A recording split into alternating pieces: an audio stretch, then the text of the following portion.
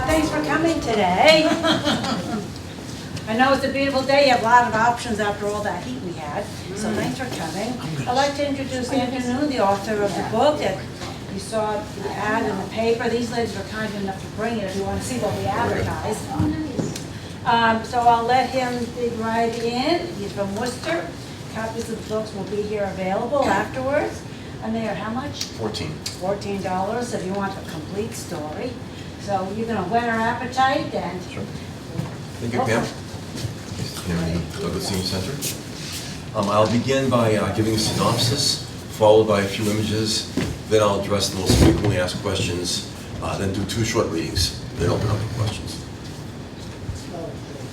Bathsheba Spooner was the next to last of 7 children born to Timothy Ruggles and Bathsheba born Newcomb. Mrs. Ruggles had birthed 8 children from her first marriage. Her mother's roots were firmly planted in one of Cape Cod's oldest families. Her father's from Roxbury. Timothy was born in 1711, descendant of a family long involved in Massachusetts politics, but none involved the status to which he would rise. A brigadier general in the French and Indian War, he had also served as Speaker of the House for 2 years. His reputation suffered dramatically when, as delegate to the Stamp Act Congress of 1765 in New York, he refused to join those protesting the actions of Parliament and King George III. Now firmly placed in the camp of those loyal to the king, he freely accepted the position of mandamus counselor, one of the men who were appointed by the king's governor to do the king's bidding for few men were as detested in Massachusetts in the year 1774. That year, he was banished from his new hometown of Hardwick, a town his ancestors had founded and he himself nurtured. He remained in British-controlled Boston until evacuation day, March 17, 1776, excuse me, when he was removed with most Tories to Staten Island. In the meantime, daughter Bathsheba had married Joshua Spooner of Boston, a businessman / land speculator / lumber salesman. The couple settled in Brookfield, not far from nearby Hardwick. The marriage may have been an arranged one, a marriage which gossipers usually characterized as inharmonious. 16-year-old militiaman Ezra Ross of Topsfield, a native of Ipswich, left his hospital camp in 1777 in Peekskill, New York, to venture home. En route, he was taken in by Bathsheba in Brookfield and nursed back to health. He returned to Topsfield, then headed west again that fall to join what would become the Battle of Saratoga. The British had hoped to cut New England off from the remaining 9 colonies, General Burgoyne's troops heading south to meet up with General Howe's troops heading north. It was not to be. Howe instead focused on Philadelphia, leaving Burgoyne to fend off the increasing masses of American troops north of Albany. His entire army surrendered to American General Gates. Marched to Boston, the British POWs were quartered in Cambridge and Charlestown. Both Sergeant James Buchanan and Private William Brooks managed to escape, not a difficult task, and likely met each other in Worcester for the first time. Now February 1778, the men were apparently headed to Springfield for work when during a fierce snowstorm, they were called into the Spooner home. They remained there for the next few weeks, Bathsheba plotting her husband's murder with them. In the meantime, young Ezra Ross, just having attempted to poison Mr. Spooner, left with him to prepare his Princeton property, soon to be handed over to Spooner's brother. Ross never made it to Princeton, apparently, borrowing Spooner's horse to return to Topsfield. All rendezvoused in Brookfield the evening of March 1st, 1778. It is unclear if their meeting was coincidental or arranged. Having dined with a friend and his wife, Joshua returned home alone through the snow and was assaulted at his well, beaten to death, and thrown in while his wife finished eating her dinner. The clothes he wore and those from his chamber, along with his cash, were distributed among the 3 men, who fled on horseback and foot. All were arrested the next day. The trial took place in late April. Abraham Lincoln's distant cousin as defense attorney, Robert Trepayne, a signer of the Declaration, as prosecutor, in a trial organized by Governor John Hancock. With the trial lasting just over a day plus, all were found guilty. The date of execution was originally set for early June, but the 4 received a stay until July 2nd. Bathsheba claimed pregnancy. The officials in Boston allowed the exam to be done, proving that she was not with child. She insisted. A second exam, not authorized, instead confirmed her pregnancy, but the Boston authorities would not relent. Despite an informal third exam proving her right, her execution date was not changed. On June 10th, Abigail Adams wrote to her son John Quincy with his father in Paris. The modern history of our own times furnishes as black a list of crimes as can be paralleled in ancient time, even if going back to Nero, Caligula, or Cesare Borgia. All four accomplices were hanged in Worcester July 2nd. An autopsy requested by Bathsheba confirmed her pregnancy of 5 months with a male child. Timothy Ruggles eventually found his way to Nova Scotia, where, as a loyal servant to the crown, he was granted a multi-hundred-acre estate, which he fostered as he had his legendary estate in Hardwick. His wife chose to stay behind in Massachusetts with their son. Timothy died in 1795 and was buried near his home in Nova Scotia. To this day, the burial site in Green Hill Park of Bathsheba and her unborn son has never been located. It remains Worcester County's favorite mystery.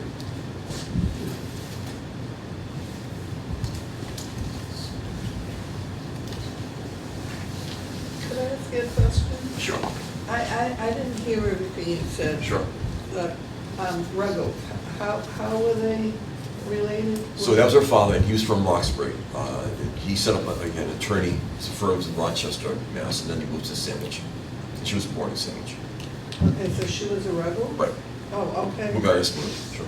And I didn't hear exactly why she was sentenced to death. What was the exact charge? I'll get more, that's complicated, I'll get more to that. Okay. Yeah. This is the Ruggles estate in Hardwick, courtesy of the Worcester Art Museum. This was painted by a relative in Connecticut. This is his actual home here. This was added probably just for artistic purposes to balance the composition. And you see, this is the biggest thing to make this, I think. Oh, it's a little bigger. You see a cleric here in red in the doorway. Unusually, Timothy was a Congregationalist. Most loyalists were Anglicans, but he certainly had many Anglican friends. All his loyalist friends would have been Anglican. So this is like the bishop, Anglican bishop in his doorway here. You can't see it all, but in the top right window, there's maybe a 12-year-old girl leaning out. Could very well be Bathsheba. Nothing remains in Hardwick but a few field stones. I think the well is still there. Not much else is there. Early 19th century map of print of Staten Island, where most Tories from New England were exiled to, including Ruggles. Battle of Saratoga by John Trumbull, which is in the rotunda at the Capitol in D.C. This was painted 40 years after the battle, so it's pretty fanciful, but it shows Burgoyne's circling to gates in the middle here. And again, this was the last battle site of the 3 murders. The Spooner Well in Brookfield. Brookfield put this up during the bicentennial. So it just reads, Joshua Spooner murdered and thrown down this well, March 1st, 1778, by 3 revolutionary soldiers at the urging of his wife Bathsheba. All 4 were executed at Worcester, July 2nd, 1778. The home came down, I think, in the 1850s. The barn where the men had often spent several nights came down maybe in the 1930s. There's a photograph in the Worcester Telegram from the 20s showing people visiting the site, and all that was still there was the barn. The barn was in rough shape. I don't think it stood many more years. Today, all that's left just to the right of this is a small well cap. And you know, the old prejudice that men from the 18th century were all weighed 35 pounds and were 2 feet tall. A little absurd. How did Joshua's body get into a well cap that size? I spoke in Brookfield back in October, and the current owner of the property said that's the original size of the well cap. I thought over the centuries maybe it had been reduced. So it's a mystery how, especially after a snowstorm, how they forced his body down there. And again, after a snowstorm, they really weren't breaking bones. So it's a mystery. This is Joshua's gravestone in Brookfield Cemetery. As you enter Brookfield Cemetery, it's almost immediately to the right. It was put up 20 years after his death, I imagine to discourage curiosity seekers before. His son's burial site is just a couple of stones to the right.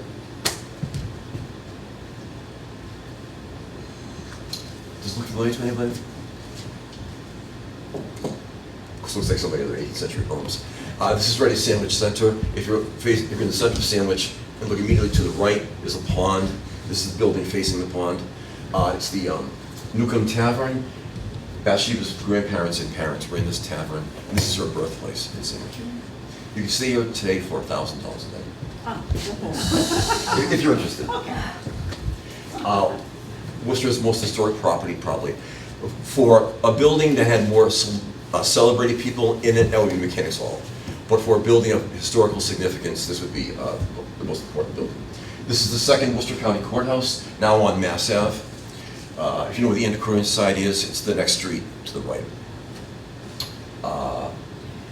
This was originally at Lincoln Square, where all of Worcester's courthouses have been, and where they all stood until 2002. In 2002, they abandoned that property, built a new courthouse 3 blocks to the south. The current courthouse built in the 1890s in our apartments. This was the second courthouse on that site. The first was 1731. This is 1751 to replace that.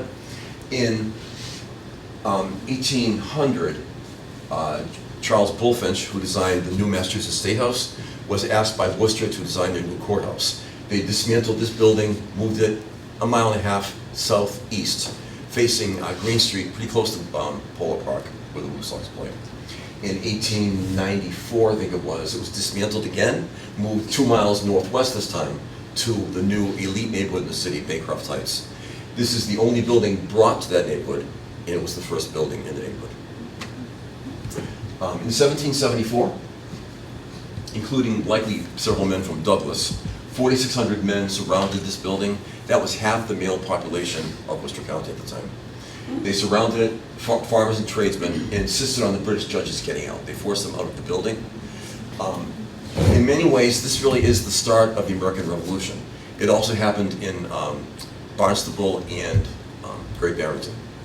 When I spoke to the Daughters of the American Revolution in Lexington, and I made that point, we all know the Revolutionary War started in Lexington, but the American Revolution likely started here. It was like I had thrown a grenade into the building. People gasping, cheers, and moving back and forth. And I said, I didn't say the war, I said the revolution.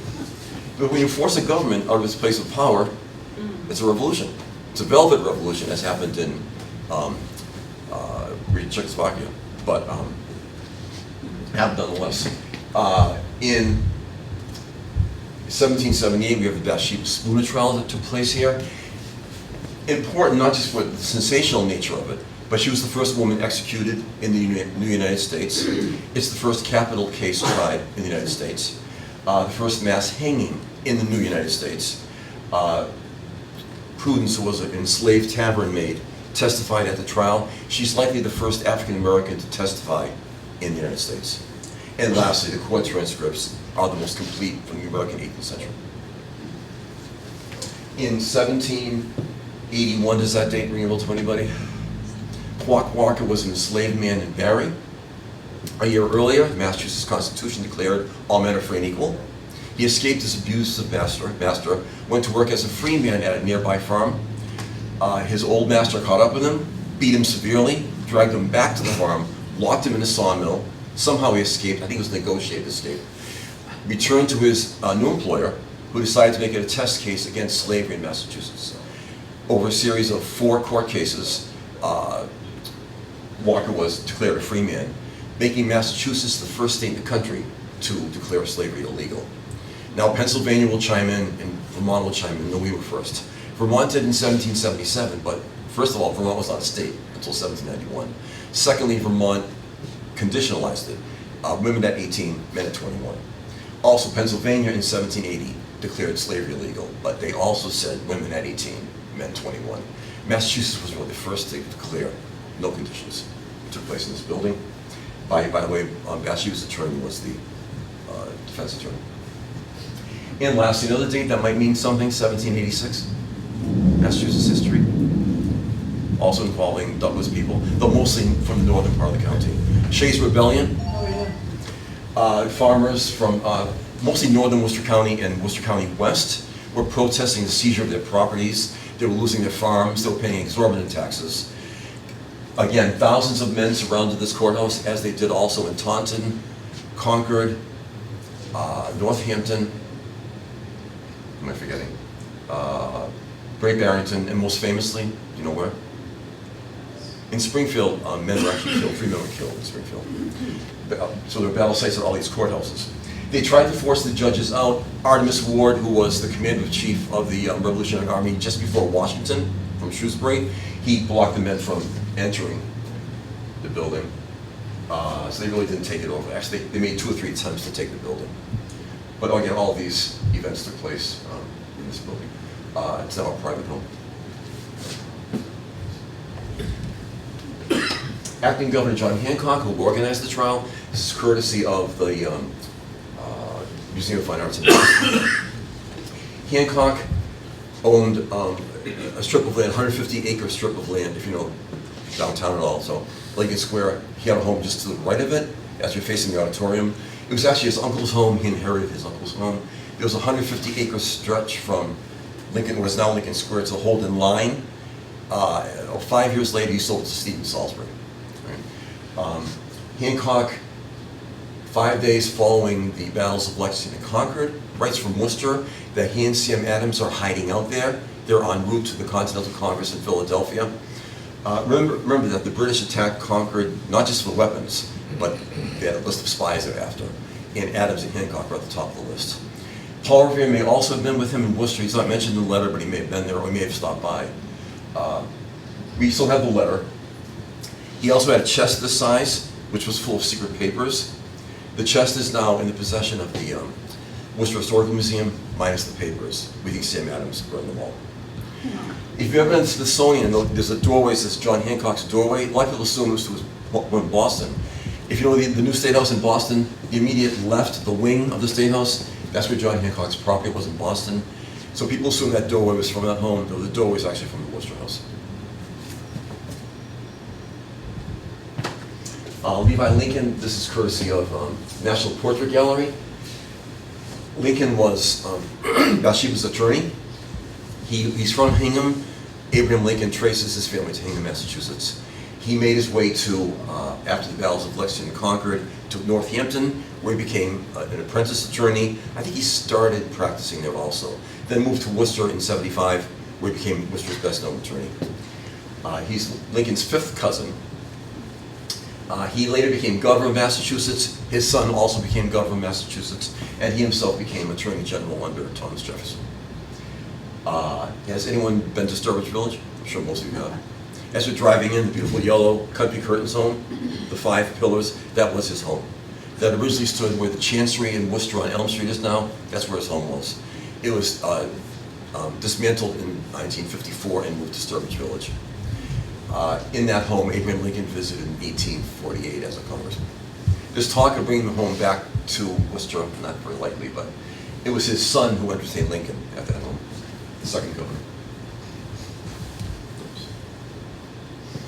Courtesy of Massachusetts Historical Society, Robert Treat Payne, prosecutor of the case, former signer of the Declaration.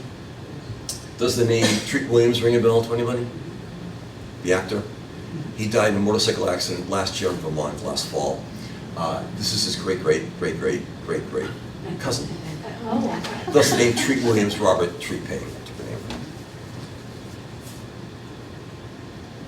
Of course, Abigail Adams, courtesy of the Museum of Fine Arts. Few people in Massachusetts were as astute politically in what was happening at the time as Abigail Adams. So when I was writing the book, I said she had to have addressed this situation somehow. And as I said, she read all the newspapers. In that letter, I'm sure it addresses the case, although she doesn't address it specifically when I mentioned. After I wrote the book, I discovered that John Adams was Bathsheba's 2nd cousin. So there's no question in my mind. They're the same great-grandparents. There's no question that she's referencing that in the letter. Of course, Union Station in Worcester, 1911. This is the site of the gallows, most likely. We're 95% sure they may have been located at where the main post office is, just a 1/3 mile to my left. But this is likely the spot. Also, this is only 500 feet from the common, so it's more just close to the center of town. The two, we know that Bathsheba is buried to the left at Green Hill Park. We'll get more into that in a minute. The 2 British soldiers, being foreigners, being poor, being enemies, would have been buried under gallows. So few people visiting Union Station realize that the two most notorious soldiers in of British America are buried beneath there. The strange one is Ezra Ross. He's from Topsfield. And it sounds like a Hollywood scene, but it actually happened. It was a 95-degree day, extreme humidity. As they're approaching the gallows, a storm breaks out to end all storms. Horses are rearing, women are screaming and fainting at the gallows, and this is all recorded. As they walk up to the gallows, the sun comes back out. It's still very, very hot though. After the execution, Bathsheba had requested that her body be autopsied, which proved that she was pregnant with a 5-month-old male fetus. Her body was taken, again, we're 95% sure, not 100%, but she would not have been buried at the Common, and she was a disgraced figure. She would not have ended up there. She was very likely taken by her sister and moved the half-mile up to Green Hill, the Green Estate. The Greens established the state in the 1750s. John Green was the state's best-known doctor. I should rephrase that. He's the most respected doctor. The better-known doctors would have been Otis and Warren, who of course were famous revolutionaries, but Green had the better physician reputation. His wife was Bathsheba's favorite sister, Mary Green. So she took the body. She buried it somewhere. We don't know where it was buried with her son. This is Green Hill Park in color print from the early 1900s. In 1905, the Green family essentially gave the park to the city. Back then it was probably about 700 acres, 800 acres.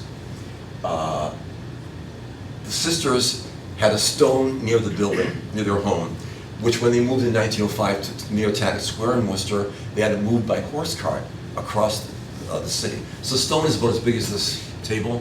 Why would you move a stone by horse cart across the city to your new house? It's been suggested that marked the spot of her burial site. In the 1970s, the then owner called in a backhoe, dug up his whole front lawn. They found nothing. The stone is still there. So where in Green Hill Park is she? It's been suggested anywhere. To my back was the Green Estate.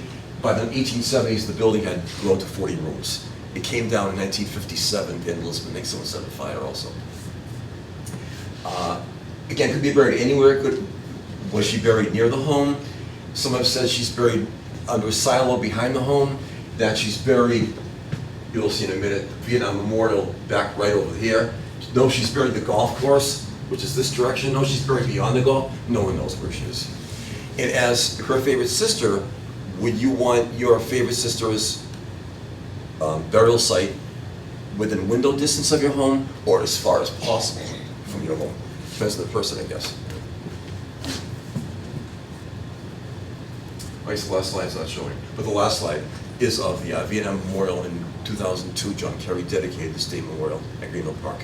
And a friend of ours, whose uncle, grand-uncle was the chief groundskeeper at Green Hill Park, suggested that she's actually buried beyond that memorial, but we'll never know.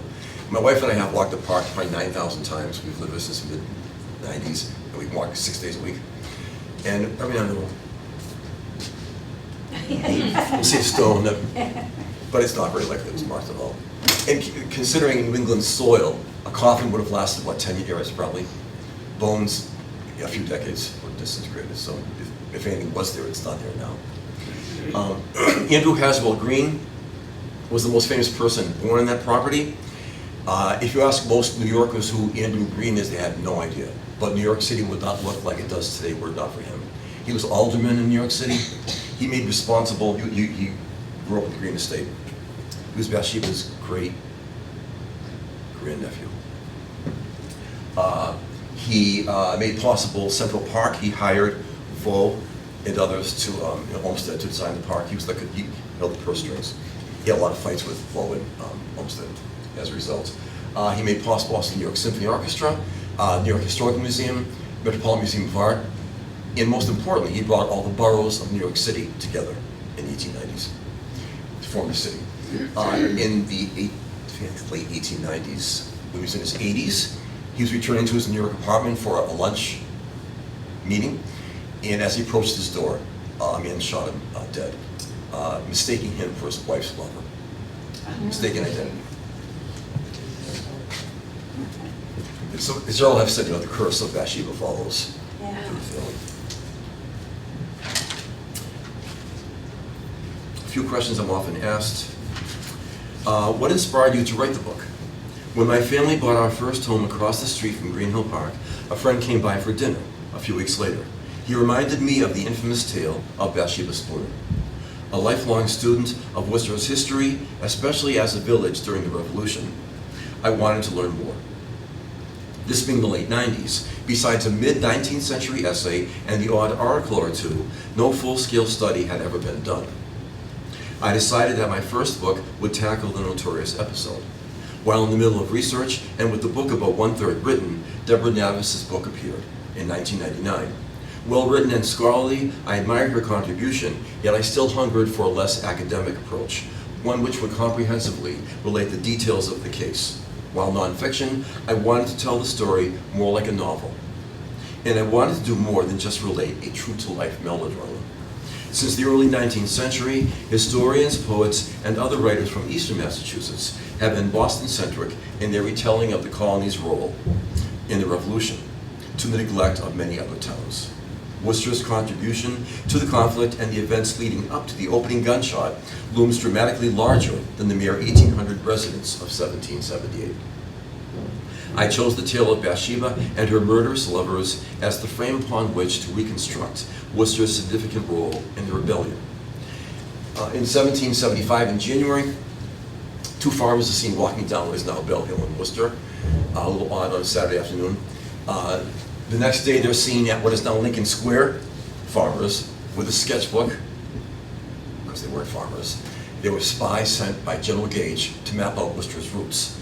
Worcester had weaponry behind the meeting house on the Common. He also knew Worcester's reputation as one of the towns that took over the courthouse. He wanted to seize the cannons in Worcester. 2 weeks before Concord and Lexington, another spy was sent out to evaluate the situation and discovered that, yes, Worcester had a few weapons, some cannon behind Town Hall, but Concord had more. Returned to Boston, Gage and the soldiers debated what town should we attack. Concord is 20 miles from Boston. It's pretty much a topographical straight shot. Worcester is 40 miles from Boston. As you approach from Westboro west, it gets hillier and hillier. Gage decided that Concord would be the site. The other reason being, Gage considered Worcester's patriots to be the craziest in Massachusetts. He saw what they did at the courthouse. They knocked Judge Payne's wig off on Main Street. They slashed his portrait on Lincoln Street. Who knows what they would have done to the soldiers after seizing the cannon, then marching back to Boston, 40 miles. As you know, returning from Concord, several dozen were killed. So very, very few would have made it from Worcester, so Concord was chosen. And this sounds like another Hollywood scene, but it actually happened. April 19, 1775, a rider comes galloping down what is Main Street in Worcester, gets to the town hall, shouts, "The British have attacked Lexington and Concord," horse collapses and dies. Next day he gets on a new horse, continues on to Leicester, continues on to Philadelphia. He drove a total of 300 miles, obviously different horses. His route from Watertown to Worcester that day is the longest jaunt of Lexington and Concord. His name was Israel Bissell. Have you heard of Israel Bissell from Windsor, Connecticut? Paul Revere rode 13 miles. He rode 300. How did he didn't have a poet in Boston in the 19th century writing for him. How did the father's notoriety contribute to Miss Spooner's downfall? Brigadier General Timothy Ruggles, legendary attorney, judge, hero of the French and Indian War, and Speaker of the Massachusetts House, in 1765 made clear his devotion to the king when refusing to vote with the colony's delegation to New York in condemning the newly imposed stamp tax. Along with Governor Hutchinson, Ruggles became regarded as the Bay Colony's most notorious loyalist. Next to youngest Bathsheba had apparently always been his favorite child. Now married to Bostonian Joshua Spooner in Brookfield, her isolation from her father several miles distant and nearly 70 miles from the colony's capital likely only distressed a dynamic, erratic personality such as hers. Her father's removal to Staten Island, of course, only worsened the situation, further exacerbated by her own loyalist stance. Was Bathsheba insane? Playing armchair psychologist from nearly 2.5 centuries away is tenuous for a professional, for me impossible. We can only speculate, and the facts might lend themselves to characterizing Miss Spooner as imbalanced. She had a sharp temper and was involved sexually with at least 2 and more likely 5 men, none of whom were her husband. She freely welcomed 2 enemy POWs into her home, and on occasion, a handsome teenager, in her husband's presence. Her actions were often erratic. She allowed her 2-year-old daughter to touch her husband's corpse. She jeopardized the future lives of her 3 surviving children. She lied incessantly. Would we be safe in assuming that she at least exhibited signs of a disordered personality? Although her attorney suggested insanity during the trial, it would take many more decades before such a defense would be admissible in a court of law. Was teenager Ezra Ross truly guilty, and of what? This is one of the hardest to answer, and the overall situation one of the most poignant of the saga. Age-wise, the 18th century freely condemned teenagers, but what exactly was his role? It appears that he had had no knowledge of the murderous March 1st plot before that date. He had spent many days before at his Topsfield home. Had Bathsheba sent him any letters while there? Given the slow pace of mail, it's unlikely. He turned up in Brookfield only hours before the murder, which he did discuss with the 2 British men and Bathsheba. And keeping in mind that 2 weeks earlier, he had tried to poison Spooner and had planned to try again before leaving for Topsfield, his background certainly did not incline the jury to consider his role more leniently. In 2 short readings, the first is a petition from Bathsheba following her first exam, which proves she was not pregnant. She's insisting to the Boston Council that she is pregnant. May it please your honor, with unfeigned gratitude, I acknowledge the favor you lately granted me a reprieve. I must beg leave once more, humbly to be at your feet, and to represent to you that though the jury of matrons that were appointed to examine into my case have not brought it in my favor, yet that I am absolutely certain of being in a pregnant state and above 4 months advanced in it, and the infant I bear was lawfully begotten. I am earnestly desirous of being spared till I shall have been delivered of it. I must humbly address your honors, not understanding my great unworthiness, and take my deplorable case into your compassionate consideration. What I bear and already perceive to be animated is more of the fault of her who bears it, and has, I beg leave to say, a right to the existence which God has begun to give it. Your honor's humane Christian principles, I am certain, must lead you to desire to preserve life, rather than to destroy it. Suffer me, therefore, with all earnestness, to beseech your honors to grant me such a further length of time, at least, as that there may be the fairest and fullest opportunity to have the matter fully ascertained, and as in duty bound, shall during my short continuance pray. Of course, the strangest line of all is, and the infant I bear was lawfully begotten. Really? She hadn't had relations with a husband since a year before, probably, at least a year before. A lot of speculation why she said that. She may have been trying to cover her tracks legally. She had 4 children, including her pregnancy. Was she trying to, again, protect the son inheritance-wise? I don't know. Was she just trying to save face morally? Maybe. It's very strange that she would have said that. And I don't know 18th century law that well to know what would have happened to an executed woman's child inheritance-wise. Perhaps a strange case where that would have been. And again, they're a wealthy family. Now, I'll get to that in a minute. This is involved. When we do questions, I'll get to that. It's a long story. And the last reading is from the night of the murder. So Joshua was enjoying dinner in the center of Brookfield with Dr. King and his wife. A lookout was set up by the parlor door window as Joshua was expected at any time. Bathsheba called into the kitchen for some supper for the men. Brooks and Buchanan took a seat near Ross, helping themselves to a bowl of flip. A few minutes later, Mrs. Stratton brought them dinner. At the center of town, Joshua was passing the evening amiably. He was, in the words of innkeeper Ephraim Cooley, pleasant and sociable, sharing a glass of rum with Dr. King and his wife after dinner. Dr. King testified that Spooner departed at the same time as he and his wife, well between 8 and 9 o'clock. The Kings, however they were traveling, unfortunately did not offer to accompany Spooner home.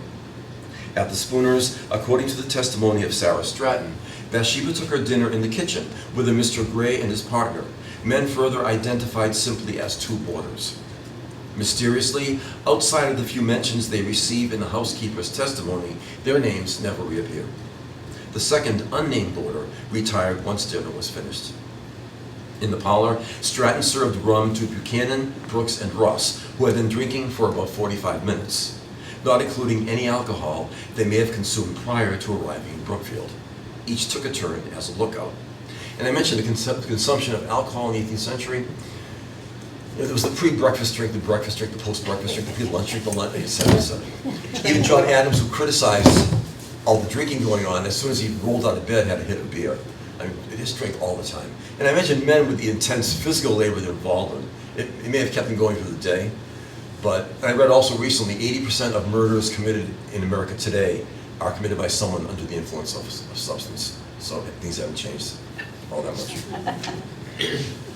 Spooner, in high and possibly intoxicated spirits, left Cooley's with no reason to suspect that this would be his final walk. As he had banished Buchanan and Brooks from his home 2 weeks earlier, he did not expect to see them ever again. He had also bid farewell to Ross at about the same time. Further, Spooner had never given any indication that he believed his wife wished him dead. The night was cold. Although only a short distance from his home, Spooner may have wished he had taken his horse. If he had, his evening might have turned out very differently. One of the conspirators saw Joshua approach. Brooks left the parlor to stand within what was referred to as the small gate entryway, which led into the kitchen. Before leaving the room, he picked up a foot-long log from the hearth. Joshua approached, the crunching snow the only sound disturbing the silence. Bathsheba remained in the kitchen, her children asleep by the fire. It was just before 9 o'clock.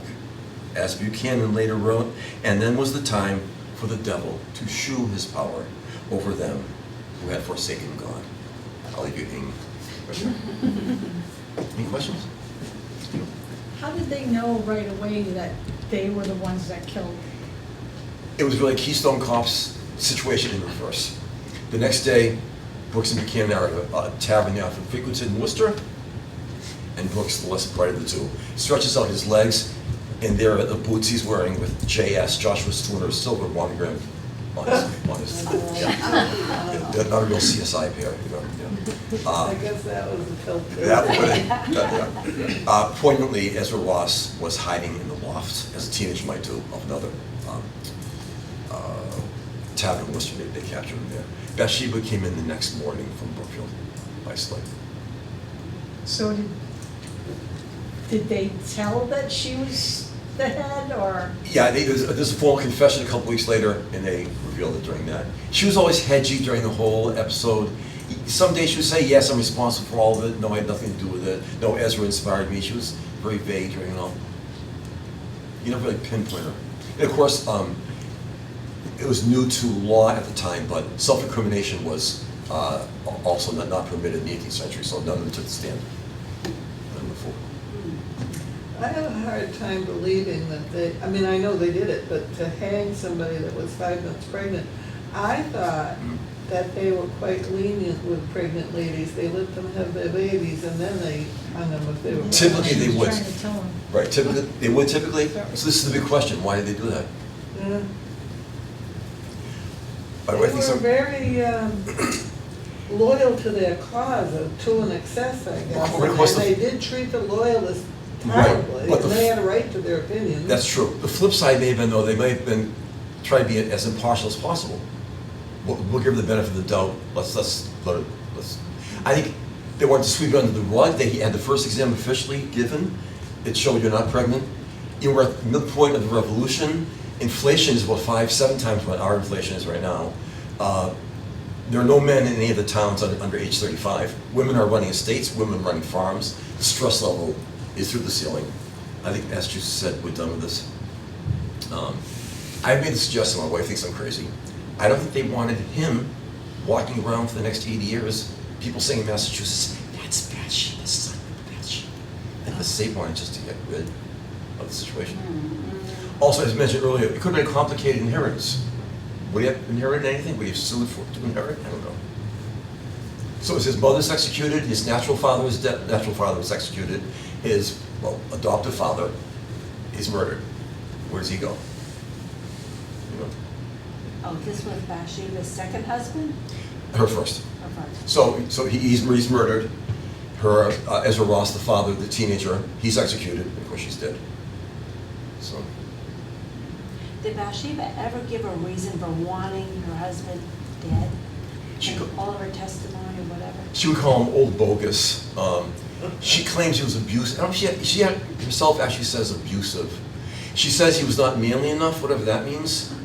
The reputation is that Joshua was abusive. What did that mean in the 18th century? I imagine it was probably limited to physical abuse in the 18th century. And he may very well have been. We have solid evidence of that.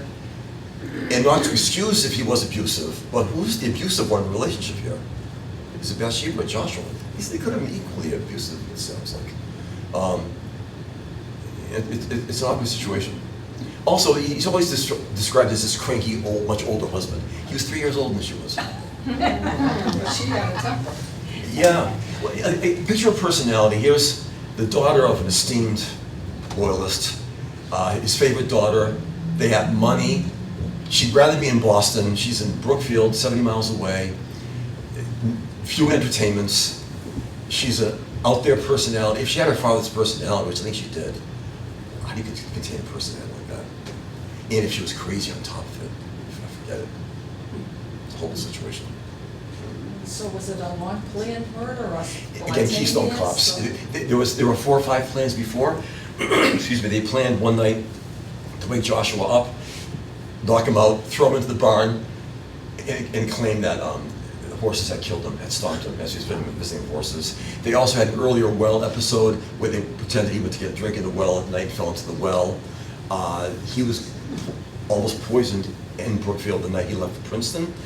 He spit it out. The next day en route to Princeton, as I mentioned, Ezra Ross was supposed to have tried poisoning him again. So there were several plots afoot. None of them really worked out. Do you know if there's any relationship of that Spooner to the Spooner of Douglas? Very likely. I know there are a lot of Spooners still in the county. There are even more Ruggles, of course. Ruggles everywhere. Sure. You mentioned that he was thrown in the well after he was killed. So they found him in the well? Yeah, the next morning. So there is documentation of that, Yeah. even though people question how could that possibly be? Right. So a plot, the day after Bathsheba wakes up and she speaks to her, there's another man, Scottish servant, Alexander Cummings. He was the first servant in the household. They may have been lovers too, we're not sure of that. But she wakes up and she says, oh, Alexander, where's Joshua? And of course, she says, oh, could you go to Cooley's Tavern? I know he had dinner there last night. So Cummings goes down to Cooley's Tavern, and Cooley's horrified. Cooley gets a posse together with the sheriff, returns to the Spooner property. They find blood on the curb, and Spooner's head below the curb of the well, under the well. And they find the body. I don't know how they pull the body out. An icy well, it's been quite an effort. But he was pulled out very strong. And so how, you said they surrounded the courthouse with almost all the men in different places. How did they communicate to do all that, Yeah. to get it all together? The committees of correspondence, I probably just started in 74, maybe 73. These were the town spy committees in all the towns. Douglas had one, every town had one. Yeah. And so there was a network of letters being sent through all these towns. Show up at the courthouse on this day. You're right, yeah, big meeting in Worcester, yeah. And again, that they coordinated 3 courthouses that day, the Cape, Berkshires, and Worcester. Sure. What about the 3 older children? Yeah, so not entirely sure. Martha Tufts, who was Bathsheba's other sister in Brookfield, adopted them for a short time. I've heard also, maybe legendary, that an uncle in Virginia took them for a while after. One became a Boston businessman. Another one, again, is maybe legendary, died in a shipwreck off of England. The daughter survived until she was quite elderly. And she died hopelessly insane, that's the phrase they use. Well, what did that mean in the 19th century? Did she have severe dementia? Severe Alzheimer's? Was she bipolar? We don't know. There's been a tradition to trace insanity through the family. Bathsheba's uncle was declared insane. Her sister, who took the body, was declared hopelessly insane after the execution. Well, what favorite sister wouldn't be declared hopelessly insane after such an execution of his sister? Bathsheba's mother was also referred to as being insane. The craziest episode of the book, probably, besides the hangings, one night in Hardwick, Mrs. Spooner, Bathsheba's mother, is serving Mr. Spooner dinner. And he said, that was a great dinner. He said, I hope you enjoyed it. That was your favorite hound. Is that a legendary story, or did it really happen? Yeah. So things were not all that stable in the Ruggles household. I think they would have moved to another house. Well, at least found another dog. Who's heard of the story before? Has anyone heard? Yeah, it's amazing. Had this been Philadelphia or New York, I think it'd be a well-known story. What happened in Brookfield? I think also the state was very embarrassed. As soon as they're executed, the story falls off the screen. No one talks about it until the 1840s. A Boston attorney wrote an extensive essay on it. But until then, it wasn't really addressed at all. Then it picked up some steam in the Victorian era, then kind of disappeared again in the early 20th century, then kind of came back. There have been a few crime podcasts that have covered it, but beyond that, not much. Of course, Deborah Navis's book before mine, a generation ago. I think it'd make a great Netflix series. It'd be a perfect I was just eight-part gonna say, Netflix are you series. trying to sell this story to You know, Hollywood? The war. It's now an audiobook. It's sold almost 1,800 copies, so it's selling well. But I think it's a be a great film. I think it's the actors. I can choose the actors for it. She really sounds Who would you nuts. pick She as really sounds Bathsheba? nuts. Yeah, Bathsheba. Yes. So she was 32 at the time. What's her name? The actress's name? I can see a couple that would possibly could do it. But a friend who did the audiobook, he supposedly has contacts of screenwriters. The problem with screenwriters, the scripts that have been written would fill the Atlantic Ocean that have never been looked at. You know, it is so difficult to get a script in front of anyone in Hollywood. You know. But who knows? Keep trying. Yeah, could happen. Annie Douglas, notorious. I'm sorry. You mentioned that somebody had donated a big piece of land, You're right. but you made it sound like at the beginning it was big. Did the city end up selling? Yeah. So the king gave him a huge estate in Hardwick. It was funny, driving by there last year, it looks pretty vacant still. It's a huge field. It was probably a lot bigger than that once upon a time. Then also when he left America, he went to Canada. He was given another estate by the king, huge estate. That estate, I think, has been incorporated into the town of Wilmot now, W-I-L-M-O-T. But his marker's there. Kind of Well, I mortal don't know if I marker. was talking about Green. Green. Oh, I'm sorry, Green Greens. field. Oh, yeah, Like Green. So, 500? right. So the Green Estate in 1905, they gave it to Worcester for $100,000, and I think they actually gave Worcester $90,000 back because they almost gave it to the city. It was like 700 acres. Today it's Green Hill Park. It's now probably 500 acres about. Oh, it's still big. Oh yeah, it's the park now. It's a big. Green Hill Park, I think for a size a city the size of Worcester is the biggest park in the country. I think for a municipal park. Oh. There are obviously bigger parks, but yeah. It's, I mean, Central Park is about 700 acres, so it's small. It's a little small in Central Park, but it's pretty big. Because a big portion of it is the golf course. Like a third is the golf course. But the golf course is still part of. It's technically part of the park, the golf course. It's city run. And the thing with where she's buried, as you know, over the centuries, you have fields which become forests, and forests become fields. Yeah. If you say, how could she be buried under that tree? Well, under that tree may have been a field once upon a time. So it's entirely possible. Again, I don't think they would have buried her in a known spot just for curiosity seekers, and not very likely. Digging up and everything else. I saw one book one time that had a photograph of Bathsheba Spooner's burial site, and there were 4 cement posts with a black chain link. There was no way that the family highlighted her burial site like that. Annie Douglas, notorious stories in the Revolution or in the 18th century? Or in the area? Well, there are an awful lot of men that fought in the Revolution from Mhm. Douglas, supposedly 75, but I've never been Wow. able to come up with that when I've looked. That's quite a few. Yeah, What size was the town then, you know? wasn't very big. Yeah. I don't know. And I've looked a lot, and I haven't come up with 75. Well, But as far as notorious stories, I have to think about it. okay. I've done a lot of reading on it, but nothing stands out as far Okay. as Huh. some buttes. Yeah, it's really a singular story. Imagine this happened today if Maura Healey's daughter was involved with an Al-Qaeda representative and they hired, I mean, it would not just be a national story, it would be an international, no one would believe it. You know, all of her are hanged and she's pregnant, they don't believe it. Yeah, but now there's DNA, we'd know who her father This is the other thing, father instantly, is. and we know what Ross's involvement was with everything else, right? Yeah. I think the fact that they all four were found guilty, I mean, I'm reading into this. I think the state just wanted to get this out of the way as soon as possible. And the trial lasted only a day. Can you imagine this today? An attorney in one of my audiences said, or say today, it would take 3 months to choose the jury. You know? So, so you have 2 foreigners, both of whom are enemy soldiers. You have a teenager. You have a woman who may or may not have been directly involved in the murder. Apparently she was. And they wrapped that up in 16 hours. And it was a jury of all men. All men, all white, all landowners. And likely all patriots.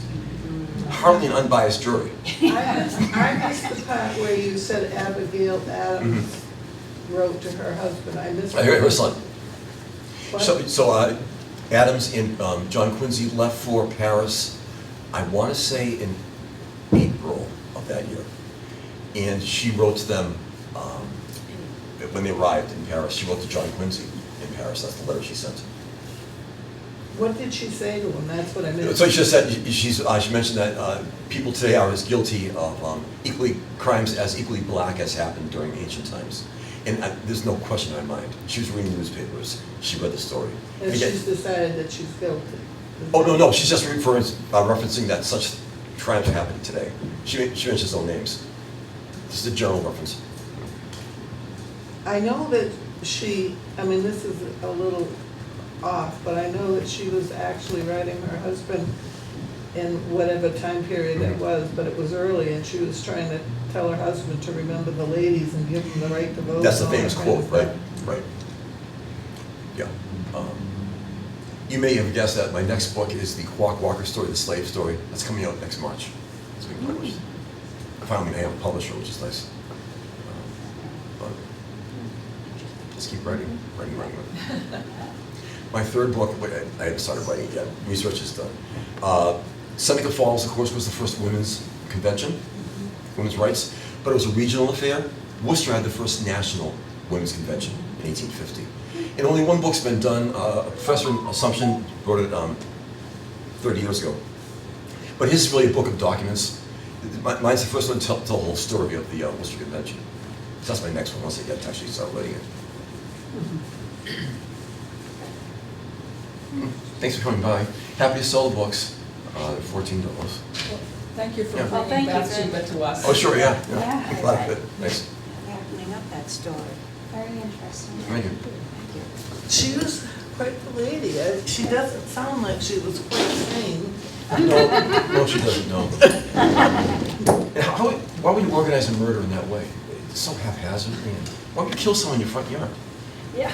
The other strange thing, Joshua would always go off on these long lumber salesman trips or speculating property. He'd be gone for weeks. They could have fallen into the woods in Brookfield, killed him. 3 weeks later, someone in town would have said, I haven't seen Joshua for 3 weeks. That must be one of his long trips. That would have been that. So one of the soldiers could have escaped to Montreal. His family was there. Bathsheba, I don't know what she would have done, but she was maybe in the hardest straits. Then the other British soldier, he was from Wednesbury, England. He had no local connections. He would have been in tough straits, Brooks. But at least one of them could have escaped. Maybe Brooks could have escaped with him. Sorry? Could have gone to Canada. Yeah, both could have gone to Canada, which was in British hands. Yeah. Assuming they could have made it that far. Again, they would have gone to the woods of Vermont. They probably would have made it. Yeah. I think so.